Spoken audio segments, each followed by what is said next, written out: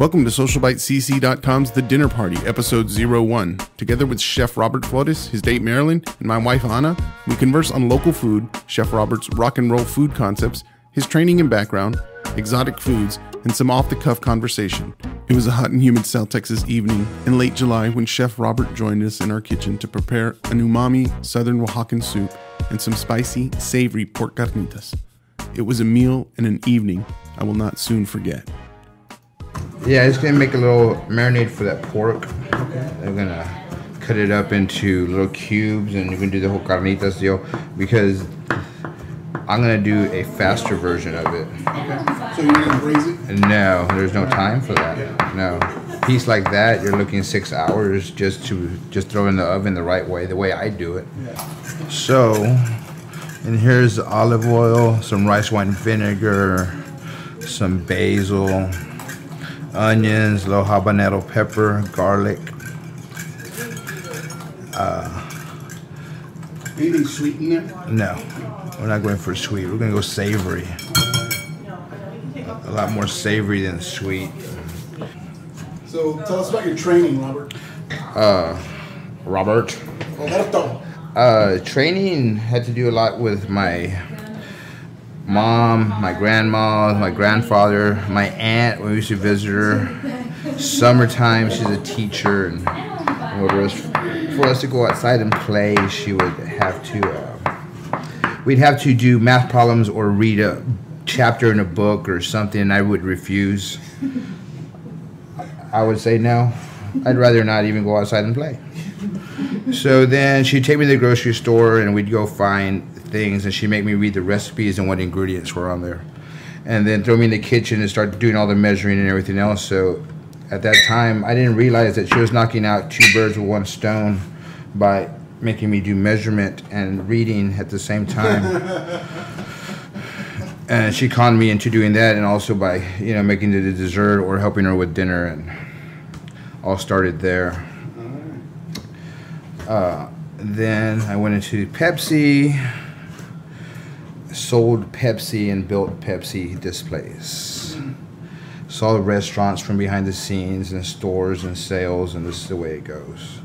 Left Pepsi, went to my first restaurant at 22, and ever since then, just began to pick it up. And did you mentor under anybody in particular? One chef named Christian that was very well known. Apparently he was a chef for Donald Trump in the 80s. Who knows? He was also the executive chef for Yacht Club, I believe, and something else. But I've worked with other chefs. Mercy DeLuca, she's a junior pastry champion chef, and also the head executive chef for the Courtyard. And I work under her sometimes there. Or she's mostly our garnishing and coordinating chef, while I'm more the chef de cuisine and take care of all cooking of meats, preparing of meats, marinades, and sauces. Then all the catering stuff came up early.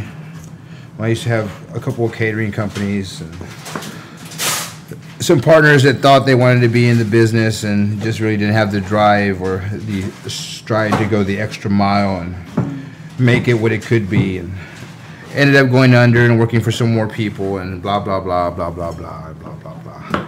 Where do y'all work? Rickster's Cafe, Portland, Texas. So is this a place that has like a menu, or you cook? Oh yeah. Oh no, but I have a special. They have a menu and they have this special, like everything. Special's yours?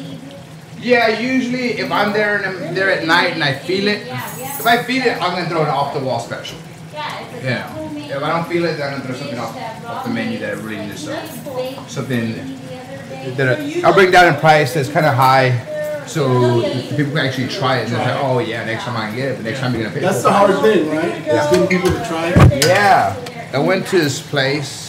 I'm not gonna name it, but it's very delicious, very good appetizer. The only reason I'm not gonna name it is they're corporate, and I'm not a real big fan of corporate, but the exception you're gonna make sometimes to try some different stuff that, you know, isn't very common in this area unless you go somewhere that actually has a Italian place, traditional brick oven, you know, the kind of deal. So we tried this place and we looked at the menu and pretty much look at the things that you would figure nobody's gonna order because they're scared. So that's what I do. I go order those things. And the waitress even said, she goes, nobody ever orders that, but it's good. And I'm all, great, let me have it. That's what I wanted. Try it, it's good, whatever else. And then go down the list and it's like, okay, see this pizza. Great. Try the pizza. Brick oven, that's what they're known for. That's what we're gonna get. I want other pastas, I want nothing. I want what's cooked in that oven. Prosciutto and egg pizza. Delicious. Phenomenal. Really good. I'm a big fan of the egg. What's that bacon and eggs, man? Prosciutto like bacon and eggs? Well, on pizza. I created I really didn't create this dish. I made this dish with a twist. And I called it Pasta Bailey. And it's a pasta carbonara, which is basically a pasta that's finished with an egg in the pasta. But I threw the twist on it because it's pasta carbonara is going to be a Italian smoked ham or bacon, very crispy, drain, add your pasta, a little bit of water, some Parmesan cheese, some garlic, melt it down, add some of your pasta water to melt down the creaminess of the Parmesan, add your bacon, toss parsley, basil, finish with an egg, take it off the heat because the hot pasta is going to cook your egg once you're tossing it. It's just going to give it this silky, velvety look to it. Okay, so what I do, basically do that, but I go bacon, country ham, grilled shrimp, or shrimp. Yeah. Boom, boom, boom. Set that to the side. Add the pasta, cilantro, parsley. Toss Parmesan cheese, some either fresca if I have it, or some other kind of cheese. Maybe a jalapeno jack. Toss it in there, creamy. Add the egg. Toss. Set to the side. Toss everything else with the remaining liquid. Set on top. Finish in that pan with olive oil and a sunny side egg over the top of it. Sounds good. Phenomenal. That sounds really good. It does. So we're marinating the pork right now with the green chilies, the habaneros, and the onions and garlic. I did a real fine dice on it, just so it could penetrate it faster. And when you cook it, it's just gonna caramelize around it, and you're gonna get those flavors, and it'll make a little salsa, a little acid in there to complement the pork. And just dicing up the chicken for the soup. Because there's nothing like having soup in 110-degree weather. It's a good summer soup. Is it? Yeah. Gazpacho is a good summer soup, sir. That would be a cold soup. Something you serve cold and refreshing. No, it looks like a great soup. I don't even know where the recipe's at, but I guess we're making Rob's soup today, besides the soup that you saw. Well, you saw the picture. Kind of. It was on the iPhone, so that's kind of small. These glasses aren't real. These are just props, sir. My real glasses have been lost. We had some turmoil one night. They just make you feel like you can see. That's another story. That's one of those late night after hour stories. As the evening progressed, Chef Robert began to expound on some of his more unique food experiences. We'll catch up there. I didn't know I was going to come here to work. I should have called my sous chef and had him come prep part of it in advance and say, hey, dude, I'll be there in a little while. Go get my stuff ready. This is what we're looking at doing. Kind of like what they do in... oh, did you ever look up that show After Hours with Danielle? Me? Yeah. You told me about it or what? Yeah. I missed it. It's kind of a spin on this in a way, but he goes to other chefs' restaurants, and I do this also. and I go cook over there, and we'll go have dinner and stuff like that. Usually we do it on my birthday, and it's usually at the restaurant I'm at, and I invite several chefs from around town, and we'll do exotic game or, you know, just something different, or I'll pull out something different. We're thinking about doing lion. We're gonna do some lion for my birthday coming up. Yeah. I imagine it's a very lean. I would imagine. Well, these are farm-raised lions, and there's actually a farm in Chicago, out of Illinois. In Illinois, and these are USDA farm-raised African lions.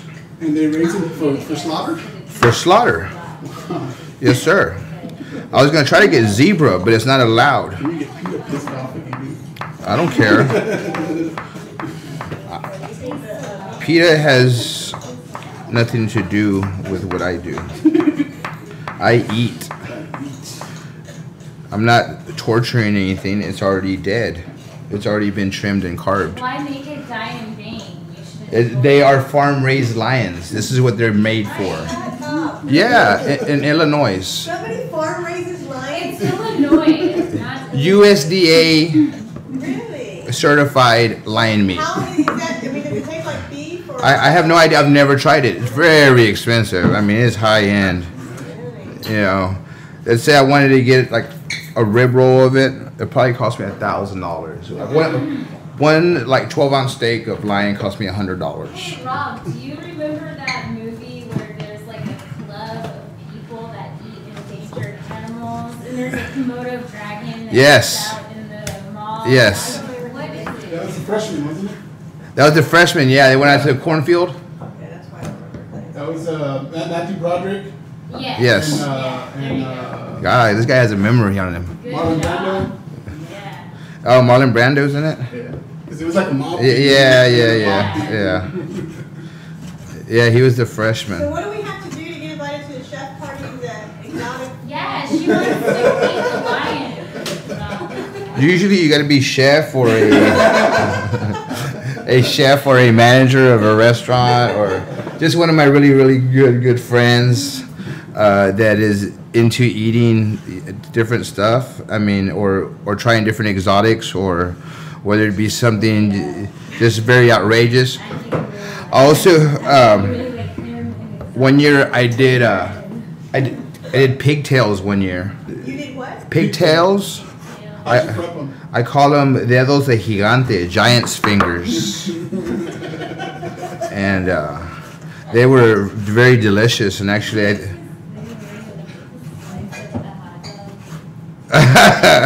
oh, that's a different kind of pigtail though. That- It curls up and it's like crispy on the outside. But that's a different pigtail. That's like That's just a hot dog that looks like a pigtail after it's fried up. Oh, yeah. But they're delicious. You have Yeah, to make weenies. you have to. You have to make weenies. Oh my God, you don't even know what I can do with hot dogs. I can do some of the most unusual stuff with hot dogs. I'll make them look like flowers. Oh yeah, definitely. With tonight's soup nearing its starting point, Robert lays out his flavor strategy. Let's listen in. Hot chicken broth and water, and there's a bay leaf in there. I'm gonna throw some basil and stuff. Actually, the basil and the green onion and everything else is gonna be a finisher at the end, so it'll be nice and crisp. We're just gonna add some peppers, and then I'm gonna add some of these eggplant to it too at the end. That way it won't be too mushy, and also have a little crispness to it. We'll see what happens. This is similar to one of the Oaxacan soups that I make. Oaxacan chicken potato. It's very rustic, very fresh. What you're gonna do when you get your soup, then you'll have your bowl, and you want to add some green onions and some of the basil, some of the avocado, and some of the cabbage to it. That way you have some crisp and some crunch in there at the same time. It'll bring out the freshness and actually cool it down. But and then you have some lemon or some lime for acidity. You can sprinkle some of that. Oh, you got some queso fresco there too. That's what I didn't see. Oh yeah. Do a little bit of that over here. Got another leaf. That's what I like about these cabbage leaves. Yeah, you can use them. Oh yeah, we use everything, buddy. Use it all. Time now begins to slip to that place where relationships, good food, and friends all meld together into what becomes the essence of memory. With the soup on simmer and the carnitas slowly softening in the rustic cast iron Dutch oven, I asked Chef Robert about his thoughts on local food. No, actually I'm doing the Go Texas, Go Local, Go Texas deal that's going on. Right now it's a promotion. Or Department of Ag? Department of Ag is pushing that. Yeah. And they came to me and said that they need to have some restaurants that were using local and indigenous product, and that's what we do where I'm at, and that's what I like to do. So we agreed to do some stuff with them. I'm probably just going to use that. You want to save this, and you can do that. But that's a lot. That's a ton right there already, as it is. Since we use local and local farmers, and now I'm going to get a list of cheese makers through Texas, and probably begin to use some Texas cheeses that are made throughout Texas. The whole thing about local is what is indigenous to Texas is what I use. And it's what's freshest. Like, why should we go and get things from California or somewhere Exactly. else? We have the same, better, if not climate. We're in Texas and we do it bigger and better. We've got everything here. Like, we don't need anybody. No, we don't, actually. So where do you see the local food movement going here in Corpus and Coastal Bend? Hopefully more, some of the younger chefs that are coming out are really, seem to be real enthusiastic about showing off their food and what they've created and what, you know, they think everybody else is gonna like, and a lot of it's good. It's just, there's no exposure for anybody out here. Everybody wants everything cheap. Yeah.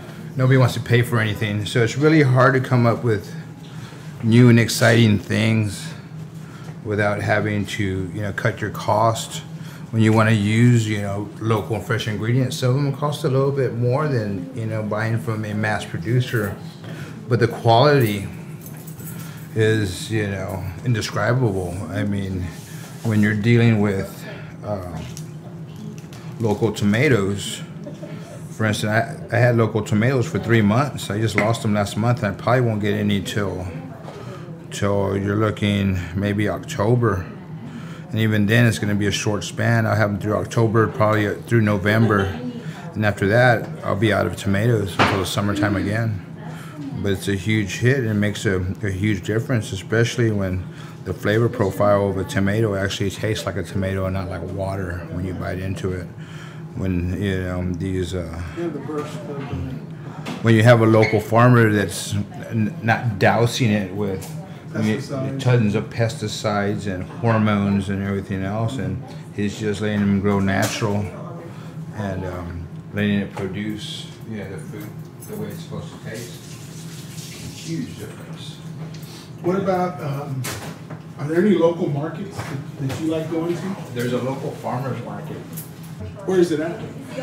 Located off Everhart, right where the two Georges and the reserve is. No, that's a monthly thing? Yoshi, no, every Saturday morning. Every Saturday morning, they have a newsletter they'll send out to you.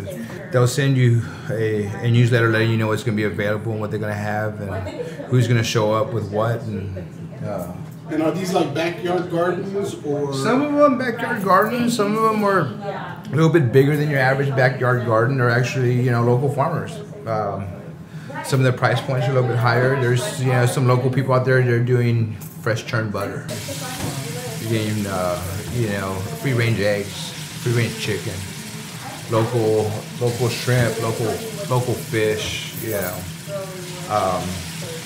Some of the shrimps, you know, as far as saying local, I'm not necessarily saying from Corpus, maybe from the Rockport area, the Palestine area. I mean the Palacios area is where you're gonna get your majority of your shrimp from. But I mean, even then, it's still local. It's fresh. It's really good. So have you tried to kind of define your own style when you cook? Style of Roberto. Style of Roberto. No, I mean, I use different influences from different chefs.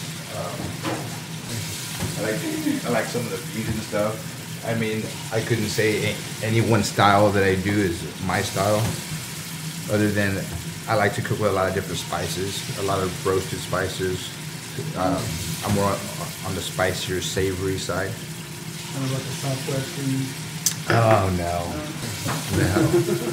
I hate that term, Southwestern. Like that. Oh well, I mean, I guess you could. That's what I think of when I think Southwestern. Yeah. I guess you could describe certain things as Southwestern by the ingredients they use, and you could probably, mangoes aren't even from the South or the West, or from a tropical land far away. Which I wish I was at. So is that what you define as rock and roll food? Rock and roll food is movement, or is that a? I mean, is that a style? It could be a style, could be a movement. I guess it's not. I mean, some of us are just cooking from, taking our old traditional recipes that we learned from our parents and grandparents, and throwing different twists to them and updating them. Let's say, hopefully, people can enjoy something that we enjoyed growing up. Fideo and weenies. Fideo and weenies. Actually, I just made fideo the other day, but not with the weenies. But I did fried weenies with frijoles the other day, or some fried spam with beans and a taco. It's delicious. I heard somebody the other day said, have you had potted meat in a taco? And I'm like, no, but I love potted meat in a sandwich with some Cheetos and a pickle. I'm down all day, So, it would just depend. The reason I said frijoles and fideo and weenies, I remember one time I went over to my house when we were kids, and my dad had made fideo with weenies. We munched it. We were hungry. Oh, hell yeah. I try to cook by the season. I try to cook, as far as my specials, try to be seasonal as possible, depending where I'm at, what restaurant I'm at, and what time. This one's a lot of home cooking, so we're trying to do now guy, now guy burgers, now guy chicken fried steak. We're going through a process. The soup and main course prepared, we moved to the dinner table and began a long, good conversation that evokes memories of our days growing up in Robstown, memories of old friends and endless summers. The thing about good food is that when it's shared with good friends, it becomes a catalyst into community, and the cycle of breaking bread and the creation of memories begins all over again. Well, there you have it. Our first dinner party episode is in the bag. We hope you enjoyed it, and we look forward to doing it again. A special thanks to Chef Robert Flores, and we also want to deeply thank associate producers Imagine Support Services for underwriting today's show. Imagine Support Services, training, advocacy, and support for your loved one with special needs. Call them at 361-851-0311 or on the web at www.imaginesupports.com. That's 361-851-0311 or on the web at www.imaginesupports.com. Remember, you are our network. Like and share us on Facebook, follow and retweet us on Twitter. Help us get the word out. Till next time, God bless you and our very best and warmest regards.